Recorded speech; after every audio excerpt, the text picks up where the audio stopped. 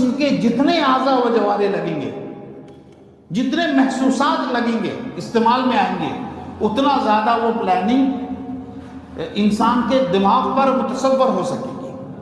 تو میرا عرض کرنا یہ ہے کہ جب آپ بیٹھیں تو پیپر، کاغذ، قلم لے کر کے بیٹھیں اور خصوصیت کے ساتھ میں کچھ چیزیں نوٹ کریں۔ جیسے ابھی ہمارے شعیب کہہ رہے تھے کہ صاحب مہمان آتا ہے تو سارا گھر لگ جاتا ہے۔ اچھا، بڑی تقریب اگر کوئی ہوتی ہے شادی وادی کی یا اور کوئی اس قسم کی تقریب، تو اس میں تو باقاعدہ تیاری ہر ایک کے ذمہ رہتی ہے، اور پھر یہ ہوتا ہے کہ صاحب کون کون بلائے جائیں گے، ان کی باقاعدہ لسٹ بنتی ہے، پھر مختلف ذمہ داریاں پیپر کے اوپر میں تفویض کی جاتی ہے، تقسیم کی جاتی ہے۔ رمضان المبارک کا تقاضا ہے کہ اس کے ساتھ بھی یہی طرز عمل اختیار کیا جائے۔